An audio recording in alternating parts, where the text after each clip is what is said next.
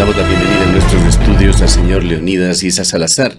Él es un conocido líder indígena ecuatoriano, presidente del movimiento indígena y campesino de Cotopaxi, protagonista la noche del 13 de octubre del diálogo conjuntamente con Jaime Vargas, con el presidente de la República y autoridades nacionales. En esta noche se puso punto final al paro nacional y se inició un supuesto proceso de diálogo que continúa hasta el día de hoy.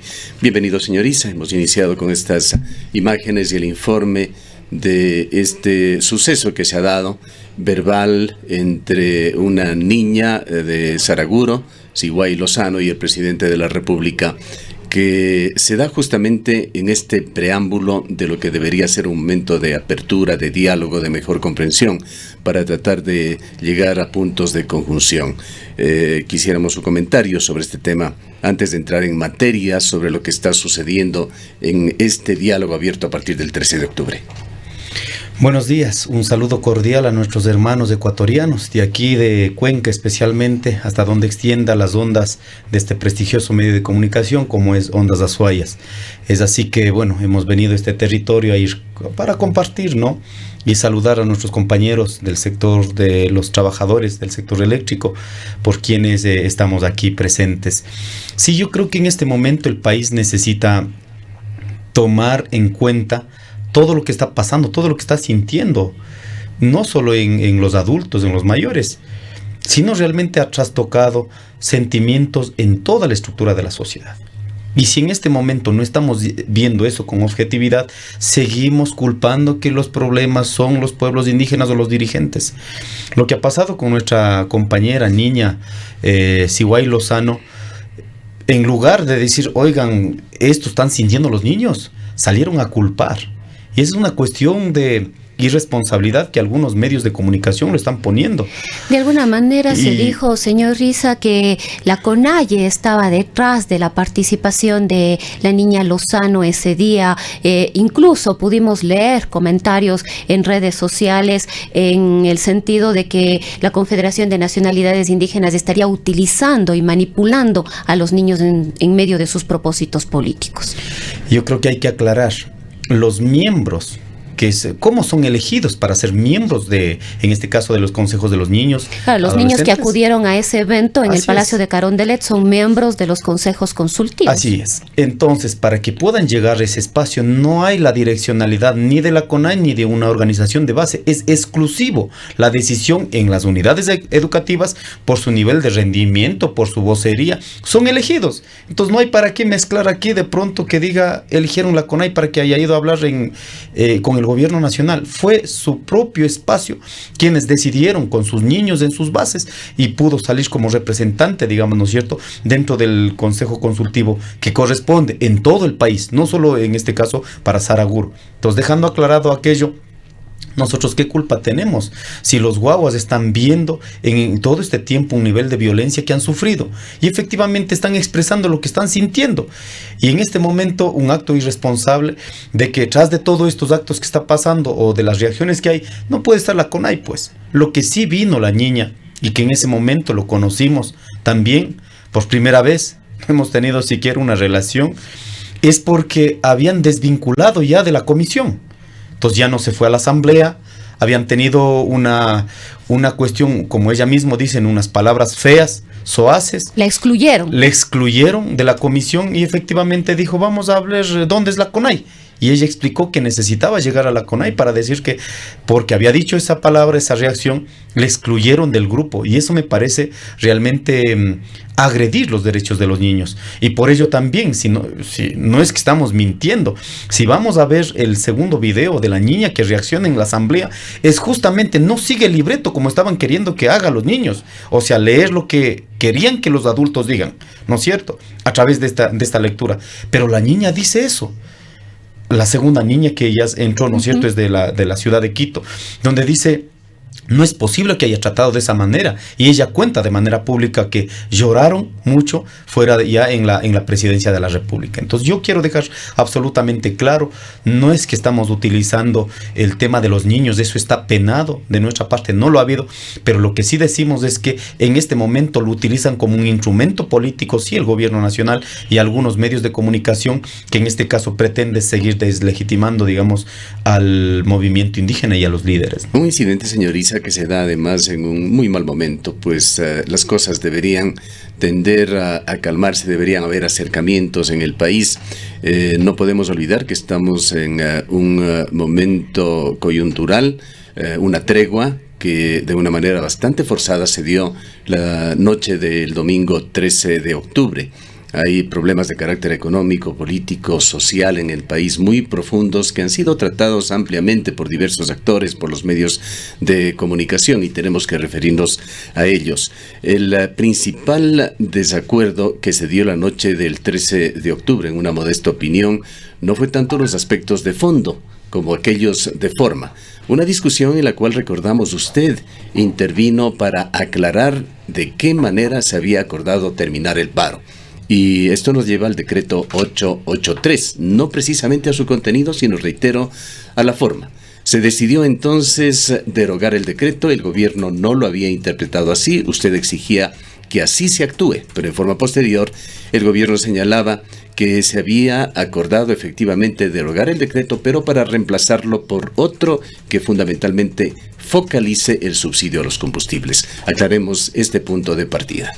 Mire, yo creo que cuando no estamos, o a veces cuando nosotros tenemos una propuesta en concreto con toda la legitimidad, con toda la veracidad, con la verdad, digamos, ¿no es cierto?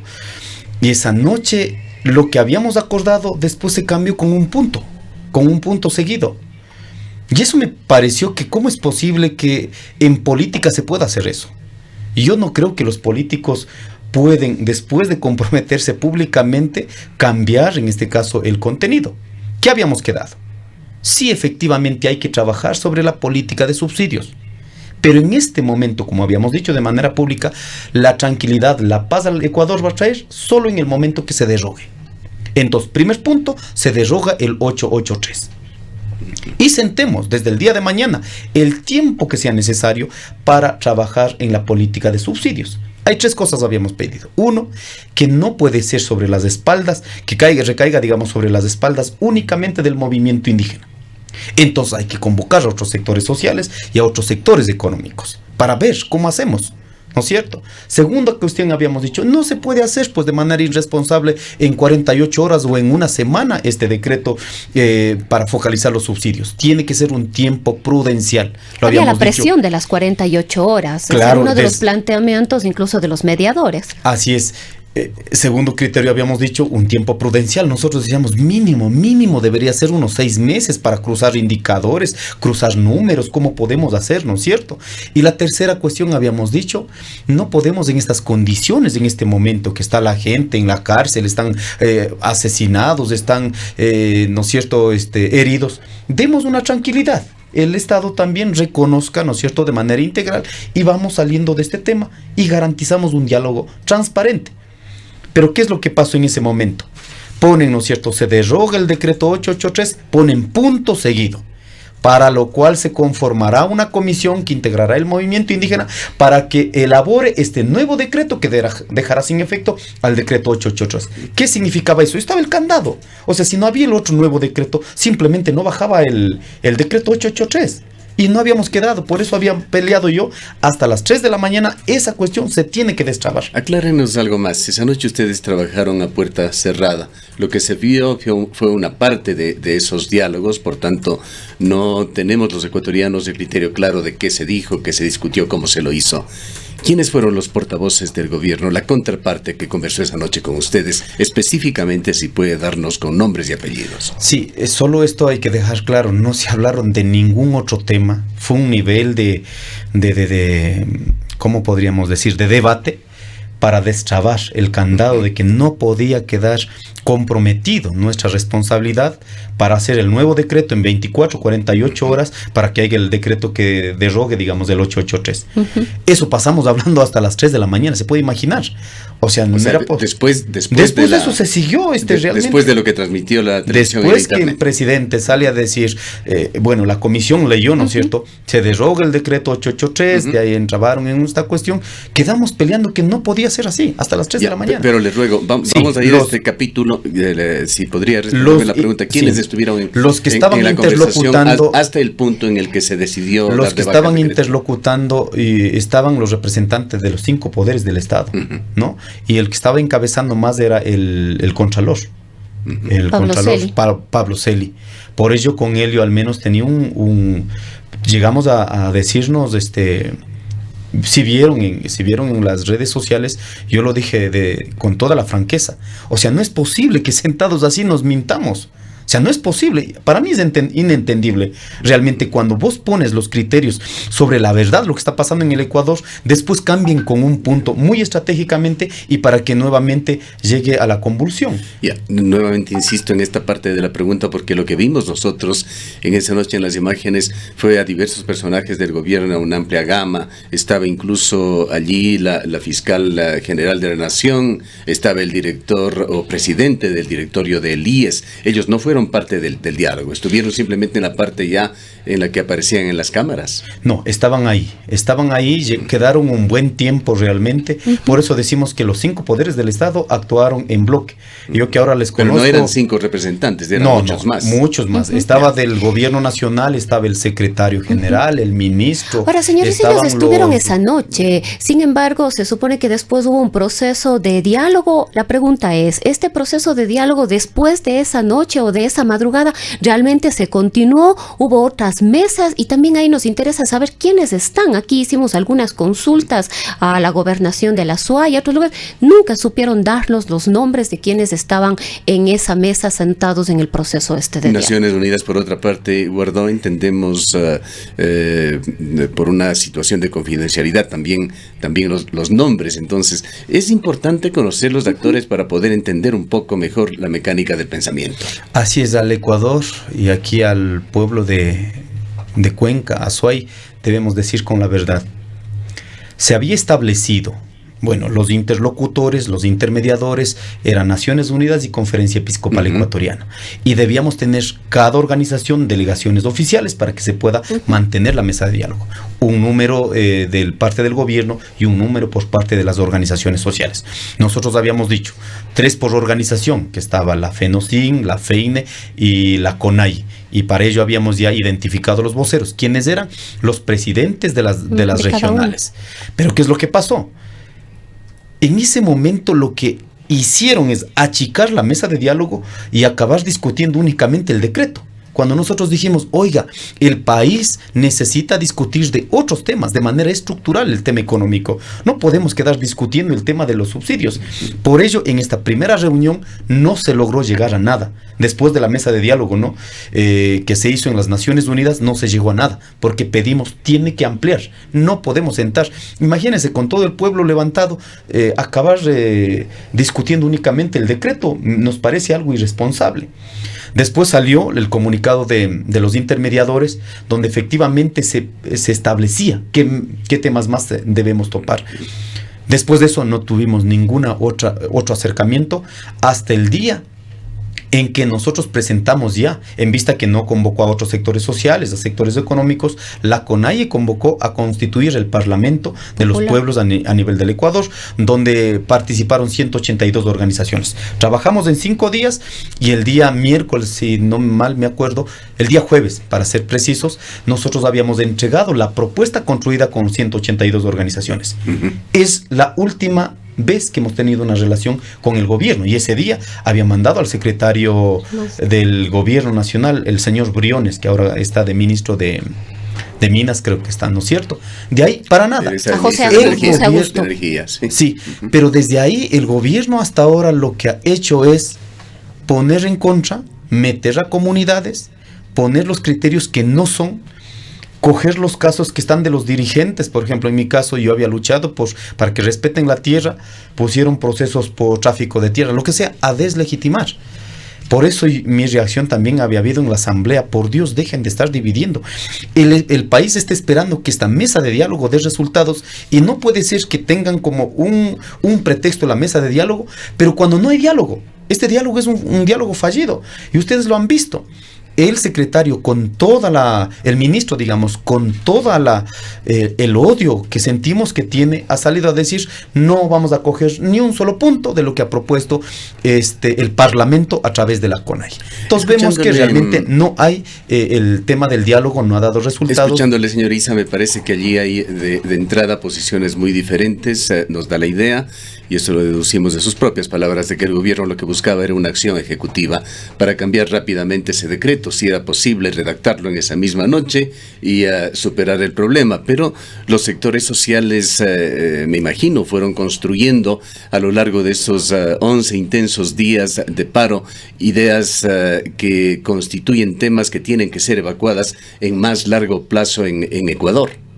Así es, totalmente de acuerdo. Por ello habíamos dicho, no es posible juntar para hablar únicamente el tema de subsidios. Ahora, si vamos a hablar en tema de materia económica, ¿qué habíamos dicho? Empecemos por los que más tienen, que empecemos a demostrar que hay un esfuerzo que van a hacer aquí en el Ecuador. Entonces ahí viene toda la construcción de la propuesta que entregamos en materia tributaria, en materia fiscal, en materia crediticia, todos los actores de los sectores estratégicos, ¿no es cierto?, no privatizaciones. Hay una propuesta, pero de la cual dice que el gobierno nacional no va a tomar en cuenta ni uno de esos puntos. Entonces por eso nosotros queremos dejar claro al país que no recae sobre nuestra responsabilidad, sobre las propuestas que fue levantado en los 11 días, consolidada en el momento ya de construir en el Parlamento, que en este momento el gobierno nacional ha decidido no tomar en cuenta estas propuestas. Bueno, señor Issa, antes de entrar precisamente ya en las propuestas o en el modelo económico que ustedes han planteado y que fue trabajado a través del Parlamento de los Pueblos, nos gustaría un poco que nos dé a conocer cuáles son las lecturas que le deja a usted el paro o la movilización de estos 11 días. Hubo sin duda alguna una violencia inusitada, se los ha acusado de secuestro, se los ha acusado de destruir bienes públicos, las ciudades, de paralización de servicios. ¿Ustedes han asumido o asumen estas responsabilidades, o efectivamente ustedes creen que detrás de la protesta de la organización social, de la organización indígena, hubo otros grupos con otro tipo de intereses que se aprovecharon, podemos decirlo así, de alguna manera, de esta situación, de esta fuerza social que se hizo evidente durante estos días?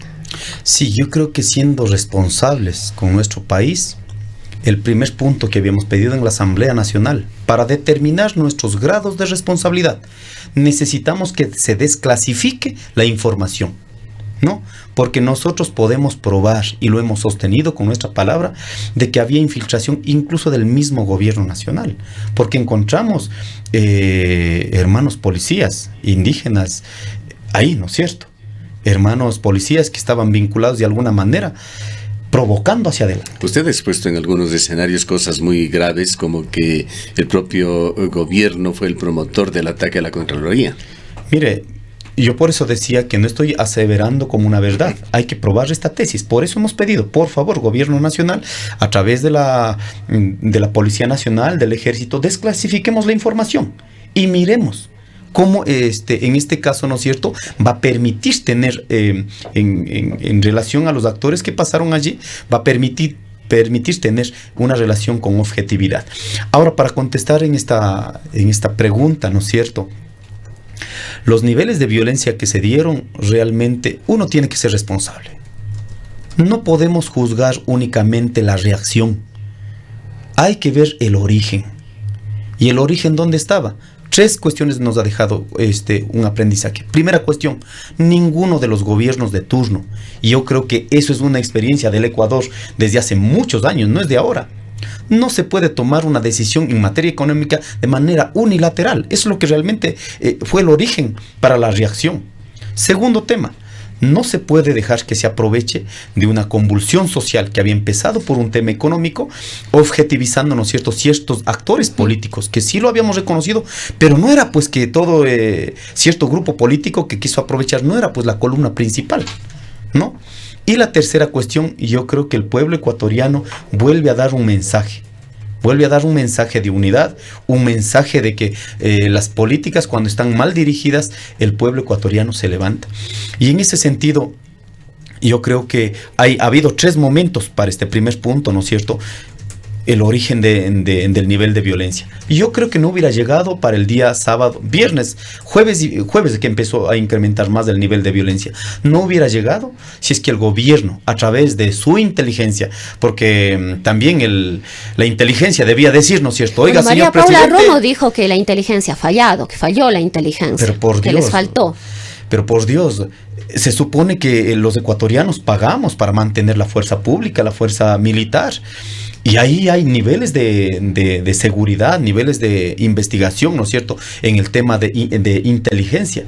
¿Qué debían decir? Señores, esto se les está yendo de las manos, pedimos que por favor bajen el decreto y sienten a dialogar.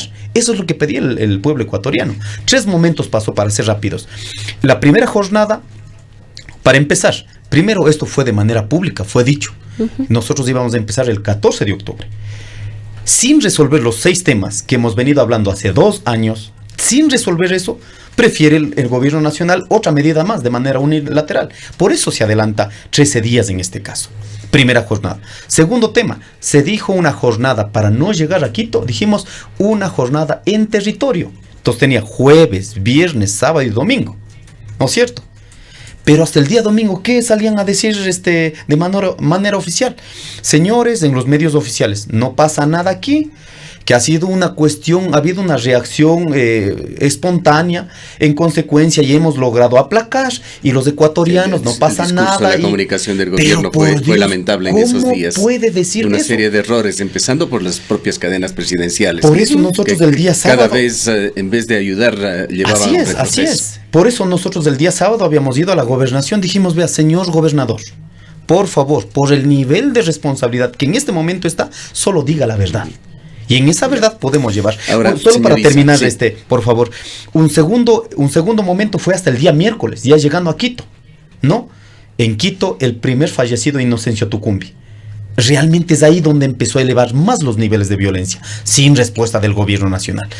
Tercer escenario, jueves, viernes, sábado y domingo, ya metiéndonos, ¿cierto?, en la vida individual de los dirigentes, que nosotros éramos los violentos, y sin asumir el nivel de responsabilidad de parte del gobierno nacional. Por eso incrementó, al menos el día sábado ya había una reacción del pueblo de Quito, todo Quito estaba parado. Entonces no podemos atribuir una responsabilidad del gobierno nacional únicamente a los dirigentes que habíamos reaccionado frente a una medida. Ahora, pongámonos en el punto actual, señor Issa, y esto también en función del poco tiempo que tenemos en este espacio. Han pasado, mañana serán 40 días de que terminó el paro, 50 días y algo más desde que se inició el paro, y el diálogo no ha progresado. Creo que habrá conciencia de parte de ustedes de que esta situación compleja del país, para ponerlo de alguna manera en palabras, de este desarrollo asimétrico que afecta a muchos sectores del país, incluyendo los sectores indígenas y campesinos, no se lo puede arreglar con un decreto o en un diálogo de unos pocos días, de unas pocas semanas. Es un tema mucho más complejo que requiere, como usted lo señala, de otra escala de tiempo y de decisiones que tienen que irse fraguando en el largo plazo. Pero hay, por otra parte, las urgencias de carácter económico, una situación que tiene prácticamente en la iliquidez al gobierno nacional, que pone en riesgo incluso de poder pagar roles de pago, 13º, 14º sueldo al terminar el año. ¿Qué es lo que van a hacer ustedes para tratar de nivelar, de balancear las cosas, de que el país siga funcionando mientras estos diálogos de largo plazo, ojalá sinceros, con una visión profunda, que realmente cambie la historia del país, se siga dando? Hay dos escenarios que en este momento tenemos que analizar. La primera cuestión es cómo confraternizarnos como ecuatorianos. Y en ese nivel necesitamos la voluntad de las vocerías de las autoridades de este país que llamen a aquello. No se va a poder seguir hablando cuando se siga en este momento desprestigiando a los dirigentes, desprestigiando las estructuras organizativas y dividiendo las estructuras organizativas. Ahí vemos un escenario, en lugar de responder sobre las propuestas que hemos puesto, decir muy bien, este tema sí, este tema no, vamos consensuando, en lugar de hacer aquello, lo que ha hecho es sacar a las organizaciones, no sé con qué afán, en la unidad que estamos, ¿no es cierto?, decir, vamos por separado pidiendo a las organizaciones, de las mismas organizaciones indígenas, como por ejemplo la FEINE, no sé si está o no está de acuerdo en que de manera unilateral levante el tema de los subsidios, ¿no es cierto? Entonces, el gobierno nacional no está garantizando un mecanismo que se vuelva a confraternizar los ecuatorianos. En ese sentido, lo que ha profundizado es el tema del racismo, de la xenofobia y todo aquello, ¿no es cierto? Un segundo escenario, y en materia económica, estamos totalmente de acuerdo, es que el Ecuador necesita los esfuerzos para paliar este hueco fiscal que necesita. Al cierre de este año necesitamos 5.000 millones de dólares, ¿no es cierto? No va a ser con una cuestión de imposición resolver este tema. Necesitamos que los sectores económicos que se beneficiaron de la política nacional, la política del Estado ecuatoriano, hagamos un esfuerzo. Y en esa medida también nosotros hacemos un esfuerzo. O sea, todos los sectores en este país tenemos que hacer un esfuerzo para realmente paliar este hueco fiscal que está enfrentando en este momento el Ecuador. Para ello, ¿qué necesitamos? También hacer una planificación del desarrollo. Presupuesto 2020, y hay una decisión. En ese sentido, vemos que no están tomando en cuenta los puntos centrales en las que debemos sostener 2020, para no estar a finales del 2020 de la misma manera. Oiga, falta plata para pagar sueldos, en ese momento ponemos una decisión unilateral. Tiene que haber una planificación de la economía en este país. Por ello, nosotros al menos hemos dicho, los esfuerzos que en este momento se necesita hacer, ¿no es cierto?, es recaudar en dónde puede ingresar de manera inmediata los valores para paliar esta situación que en este momento el Ecuador está. La primera propuesta que presentó ya el gobierno nacional, este proyecto de ley de crecimiento económico, pues no pasó, se negó, fue rechazado en la Asamblea Nacional. El día de ayer, creo que en horas de la noche, llegó una nueva propuesta que incorpora, según hemos podido conocer a través de los medios nacionales, únicamente temas relacionados al ámbito tributario. Las propuestas de ustedes han sido escuchadas, han sido consideradas, han visto ustedes que de alguna manera han sido incorporadas en esta propuesta, que entendemos es una propuesta casi desesperada por parte del gobierno nacional para no perder los recursos del Fondo Monetario Internacional. Se habla de que cubriría un 21% de las necesidades económicas y las otras necesidades que todavía quedan pendientes. Mire, yo creo que desde el momento que empezó con el decreto, el momento que mandó el cuerpo legal, ahora esta nueva propuesta de ley, están actuando ya fuera del límite de cordura. O sea, están en una desesperación, realmente, ¿no? Y les quiero decir que la ley de crecimiento económico realmente fue un acto irresponsable también, pues, ¿cómo en menos de un mes se piensa que vamos a discutir más de 400 artículos que topan más de 22 cuerpos legales y como referencias nomás únicamente? Un acto irresponsable. Yo creo que por eso mismo la Asamblea, el pueblo ecuatoriano reaccionó de esa manera. Bueno, ahora es ya tratable los más de 40 artículos, que ya es más corto, ¿no es cierto?, en materia tributaria. Ha tenido tiempo para revisarlo. Bueno, de manera general, por eso ahora tengo que regresar a la ciudad de Quito. Vamos a mantener hasta la hora que sea, vamos a dilucidar realmente la propuesta, en qué puntos estaría con mayor fuerza, digamos, ¿no es cierto? Por ejemplo, el tema de perdonar los intereses de los créditos de los jóvenes que estudiaron. Claro que son decisiones que favorecen a un sector. No vamos a estar en desacuerdo en aquello. Pero no aprovechando de estos temas sensibles se pueden meter otras cuestiones que va a ser realmente una toma de decisión estructural.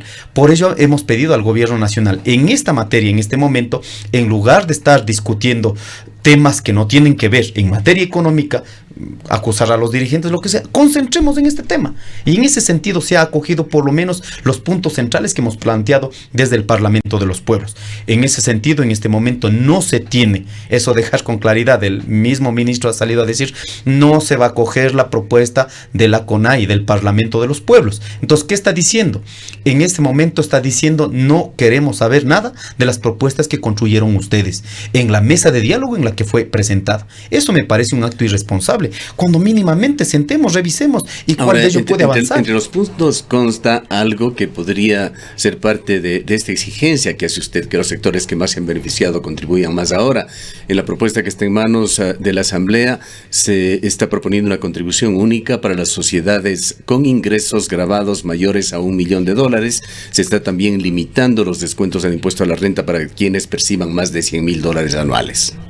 Sí, todos esos temas, como dije ahora en la tarde, nosotros vamos a reunir y vamos a analizar para que el día lunes el compañero Jaime va a hacer una rueda de prensa y dar a conocer ya en resumen en qué se podría avanzar y en qué tendríamos que seguir sosteniendo. Es encontrar los puntos de acuerdo. Así es. Por eso digo, hay algunos puntos que nosotros no vamos a estar en desacuerdo y que también estaba en la ley anterior, que son beneficiosos, pero no aprovechando de esa situación se puede meter otros temas que realmente va a ser un daño al país, como esto de crear autonomía del fondo, en este caso al Banco Central, por ejemplo, ¿no es cierto? Dejar en manos de lo que ya tenemos experiencia de la Junta Monetaria, 1999, costó $18 mil millones. Cuestiones así que ya tenemos como experiencia, en eso no vamos a estar de acuerdo y hacer un esfuerzo para que los ecuatorianos podamos realmente salir de este hueco fiscal que ahora necesitamos. Muchos analistas económicos se han manifestado en el sentido de que la propuesta que presenta el Parlamento de los Pueblos es inmanejable, es decir, realmente va a ser muy difícil aplicarla e implementarla. Ustedes lo que plantean en definitiva es que los grupos económicos, me parece que un total de 27 grupos económicos del país, sean quienes más aporten en este proceso. Por de su lado, los empresarios seguimos aportando, pero eso implica mayores erogaciones de recursos y por lo tanto una serie de limitaciones para generar mayor producción, mayor empleo, etcétera, etcétera, etcétera. Bueno, o sea, hay una serie de diferencias y de discrepancias.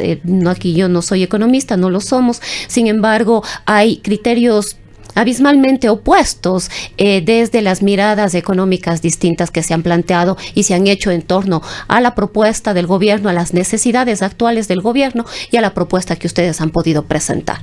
Mire, yo creo que hay que ser responsables con el país. En muchas veces las políticas a dónde están dirigidas. Nosotros podemos sostener, en el mismo sistema está, ¿no es cierto?, identificado. El 70% de la producción de este país para que comamos los ecuatorianos está sostenida por los campesinos, por los indígenas, pequeños, medianos agricultores. Entonces nosotros creo que tenemos el mismo derecho, como está exigiendo los grandes grupos económicos, tomar decisiones en materia económica. Lo que hemos dicho también con absoluta claridad, 270 grupos económicos en este país. No estamos diciendo que sobre ellos recaiga la responsabilidad de todo el país, no estamos diciendo. Lo que sí le decimos es que los grupos económicos fuertes en este país, que ahora es del 68%, se imagina 270 grupos económicos que vinculan aproximadamente 5,000 empresas, unas 5,000 familias estarían. No puede ser que estés en manos de ellos más del 68% pues del Producto Interno Bruto. Eso realmente es una desigualdad abismal. ¿Y qué estamos diciendo? Estos grupos, ¿por qué surgieron? No ha sido por iniciativa únicamente de las empresas. Es gracias a las políticas en este caso del Estado. O sea, la plata salió de los ecuatorianos, de impuestos, salió en este caso de la venta del petróleo, de la minería, se fueron a políticas públicas y acabaron en estos sectores. Solo veamos los 10 grupos económicos de rating en este momento en el país, que hace 10 años estaban en el 60. Todos están vinculados a la política nacional. Por ejemplo, el sector petrolero. ¿Cuál es la empresa que más ha beneficiado? Vamos a revisar y realmente son empresas que recién empezaron. El Grupo Pichincha, ¿cómo se ha beneficiado? ¿No es cierto? Grupo de las construcciones, ¿cómo se han beneficiado? Por Dios, porque el pueblo ecuatoriano permitió a través de los gobiernos nacionales, ¿no es cierto?, que ellos construyan las vías, que ellos construyan, en este caso, todo lo que tiene en este momento el Ecuador. Sí. En muchas veces queremos objetivizar el tema de la corrupción únicamente en el sector público. Si vamos a revisar las últimas obras, sí está escondido pues los sobreprecios. Por ello nosotros hemos dicho que por ese nivel de responsabilidad, y no estamos diciendo que en manos de estos grupos debe quedar, sino por ese acto responsable deben cumplir con la ley. Y ahí también quiero dejar claro, solo con esto termino, quiero dejar claro, dicen el movimiento indígena quiere castigar el éxito. No es verdad. Estamos pidiendo únicamente que se cumpla con la ley. 1 de marzo de este año, apenas recién ingresan al registro del SRI 56 grupos económicos. Antes de ello, ¿qué estaban haciendo? ¿Cómo podemos decir que no estaban evadiendo los impuestos? Entonces, en ese sentido, nosotros hemos dicho mayor capacidad de determinación en el tema de impuestos a la renta. No tenemos el tiempo para refutarlo, pero eso de los 56 grupos económicos lo dejamos pendiente para estudiarlo, qué tan correcto es lo que usted dice y qué tan relevante, pero vayamos a estos mismos temas de fondo en función del tiempo, señor Issa. A usted le hemos escuchado señalar de que las organizaciones sociales, la CONAIE concretamente, no aceptará por parte del gobierno imposiciones, que cualquier asunto de carácter económico que se pretenda poner sobre el hombro de los ecuatorianos tendrá que ser consensuado. ¿Cómo se va a lograr esto? ¿Cómo van a hacer ustedes, por ejemplo, con este proyecto de crecimiento económico que nuevamente va con el carácter de urgente a la Asamblea para articular con ustedes, para que existan acuerdos con este contenido que poco lo conocemos usted y yo, y los ecuatorianos pues anoche se lo acaba de entregar, para que entre dentro de estos lineamientos, o van nuevamente a ir a un paro nacional? Bueno, esas decisiones no corresponden a los dirigentes. Esas decisiones corresponden a decisiones colectivas que tendremos que convocar inmediatamente una asamblea y la valoración de las estructuras organizativas del país. Lo que quiero decir es, hemos tomado la palabra del presidente de la República, no se olviden. Después del 13, ¿no es cierto?, cuando ya empezó la mesa del diálogo y este problema del decreto, ¿qué dijo el presidente de la República? No habrá otro decreto igual o de peor contenido como el decreto 883 mientras no se garantice un proceso consensuado con el pueblo ecuatoriano. Es lo que dijo. ¿Usted cree honestamente, señor Issa, que en el Ecuador se pueden llegar a consensos, a acuerdos en mesas de diálogo en los que todos estén conformes y contentos? Yo creo que no se lograría consensos, pero habría puntos que realmente donde podemos hacer el esfuerzo y por mayoría realmente podemos avanzar. Yo creo que sí es posible. En materia de subsidios, por ejemplo, debe haber una política progresiva, pues. O sea, con que vos de manera planificada los próximos 10 años vayamos, ¿no es cierto?, eliminando de a poco, incluso para nosotros también, los que estamos vinculados a la producción, de a poco cómo vamos aceptando esa cuestión. Por ejemplo, es un punto que podemos llegar a un acuerdo. En tema de materia tributaria, por ejemplo, las grandes empresas, yo creo que con todos los elementos que le vamos a decir de frente, con todas las políticas que han ganado, yo creo que sensibilizando, sí van de alguna manera a decir, correcto, avancemos. Y nosotros también, los pequeños, medianos productores, ¿cómo podemos hacer ese esfuerzo? Bien vale ir un paso más allá, señor Issa. ¿Cuál es la idea de la democracia por parte de los sectores indígenas, de la CONAIE, la suya? Una de las críticas sólidas que se ha hecho al movimiento indígena es la de pretender a estas alturas, con todos los sucesos que se han dado, imponer políticas de Estado.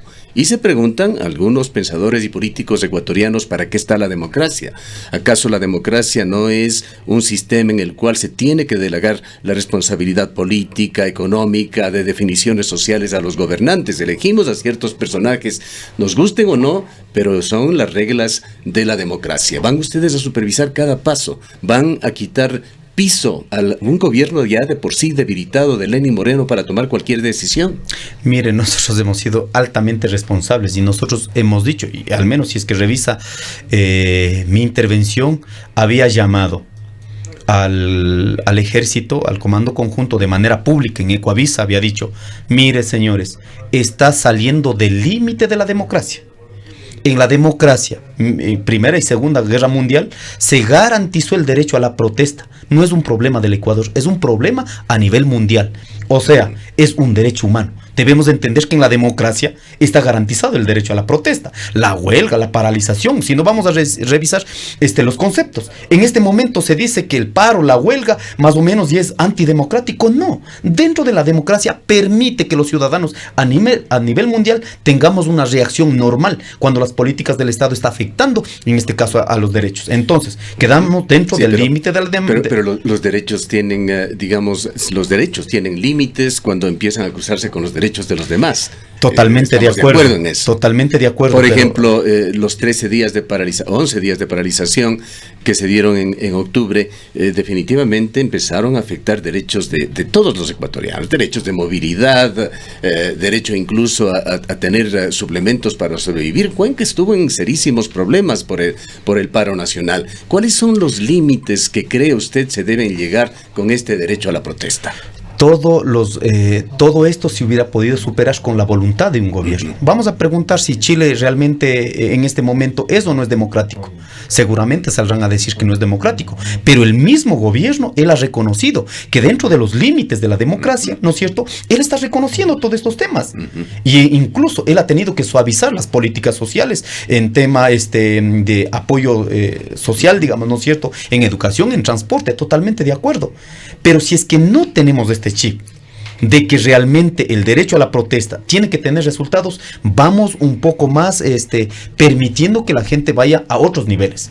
Y en ese sentido, si no tenías respuesta después de 10 días, 8 días, 9 días, 10 días, y te salían a desacreditar, ¿cómo usted acepta que una democracia esté utilizando únicamente para decir la verdad del gobierno y no del pueblo? Adicional a la ley de crecimiento económico, perdóname Rosana, adicional a la ley de crecimiento económico está también la urgencia de aprobar el presupuesto 2020. Y allí está otro enorme hueco fiscal y allí está también prevista en esta proforma una focalización del subsidio a los combustibles. ¿Cómo se van a mover los tiempos de ustedes y nuevamente los tiempos del Estado ecuatoriano? Así es, por eso nosotros hemos dicho, mire, el tema de subsidios tiene que ser una planificación, no se puede imponer de noche a la mañana de manera unilateral. Nos preocupa que en este momento sabemos que van a focalizar en el tema de la gasolina extra, no van a topar, han dicho, el tema del diésel. Pero vamos a preguntar, por Dios, si es que la gasolina extra está o no está ayudando a mover la producción en el país. Pero claro, por ello hemos dicho, oiga, de manera responsable, crucemos números. 4 y 5, el quintil 4 y 5 de los ecuatorianos, que sí tienen posibilidades económicas, veamos objetivamente cómo podemos hacer que este sector pague combustible sin subsidio. Pero no queremos hacer ese esfuerzo, más bien entramos a las comunidades a identificar carros y motos, seguramente para focalizar nuevamente la pobreza. No estamos ayudando realmente con estas políticas a que haya un desarrollo de los que seguimos sosteniendo la economía básica en este país. Señor Riza, en el 2021 estaremos enfrentando un proceso electoral y se ha dicho que en sí ya es un año electoral con miras a las elecciones que enfrentaremos los ciudadanos en ese año. ¿Cuál va a ser la posición de la CONAIE o la participación no solo de la CONAIE, de todas las organizaciones indígenas? ¿Hay algún interés político partidista tal vez, quizás a través de Pachacuti, frente a las elecciones del 2021? Por ahí se ha dicho que ya su nombre podría sonar, el mismo nombre de Jaime Vargas a la presidencia de la República o algún otro cargo. Mire, nosotros hemos sido absolutamente claros. En este momento de difícil situación, con hermanos asesinados, con hermanos heridos, para toda la vida quedaron sin su órgano, ojos, hay algunos compañeros con problemas en pulmón, cuestiones así, ¿no es cierto?, con procesos judiciales, que eso catapulte únicamente al tema electoral sería un acto irresponsable de nosotros los dirigentes. En este momento hemos dicho, para enfrentar la lucha o para enfrentar cualquier situación, necesitamos fortalecer el campo popular. Aquí no es un problema del movimiento indígena, sino de todos los sectores sociales que estamos vinculados a un proceso económico, quieran o no quieran, que tenemos que tomar decisiones. Por ello hemos dicho, hermanos, cholos, mestizos, montubios, indígenas, sectores de los obreros, trabajadores en este caso del campo, trabajadores del sector privado, trabajadores del sector público, todos tenemos que hacer una causa común. En ese sentido, dejando claro, 2020 al 2021, de cara a la plataforma electoral, lo hemos dicho, será una decisión conjunta, si es que es o no es ese camino. Si no, muchos de los dirigentes hemos dicho, simplemente quedaremos sosteniendo la propuesta y que efectivamente los que vengan tendrán que escuchar también al pueblo, ¿no? Y le quiero decir también, muchas veces dice, estos están utilizando la plataforma de lucha para el tema electoral. ¿Qué culpa tenemos nosotros que tengamos políticos irresponsables que toman decisiones en contra del pueblo? Ahí hemos aparecido, no hemos aparecido haciendo ninguna propaganda política, hemos aparecido en un escenario de lucha. En ese sentido, no es nuestra responsabilidad para que haya habido nuevas voces, nuevos nuevos liderazgos, digamos, en esta coyuntura. ¿Qué pasó, señor Issa, en las últimas 2 décadas con el movimiento indígena? No podemos decir que ustedes han estado desaparecidos, ni mucho menos del ámbito social, político del país, pero hubo contrastes enormes entre lo que sucedió a finales de la década de los 70, década de los 80, cuando el movimiento indígena ecuatoriano se convirtió en un paradigma a nivel mundial. Vino, entre otras cosas, quizá entre lo más relevante, el apoyo que ustedes dieron a Lucio Gutiérrez para que llegue a la presidencia de la República, el apoyo que ustedes dieron y un compromiso muy cercano en los primeros años de gobierno con Rafael Correa. Matizado, sí, por múltiples escenas. Usted podrá enumerarlas todas, pero Sarayaku, la acción muy digna de la gente de Saraguro, una serie de situaciones, pero que se iban dando más bien de manera esporádica, que mostraban esta otra faceta del viejo movimiento indígena, hablando viejo de los años 70 y de los años 80. Se ha iniciado con este mes de octubre otro proceso histórico similar que lleve al movimiento indígena a los niveles de los años 80. Y yo creo que todas las organizaciones sociales o la humanidad en el mundo van generando, ¿no es cierto?, regenerando, digamos, y en ese nivel yo creo que estamos en un momento donde la nueva generación, reconociendo el papel histórico de nuestros compañeros que han sostenido la lucha, vamos involucrando también. Y en ese sentido creo que es un tiempo de oxigenarnos también.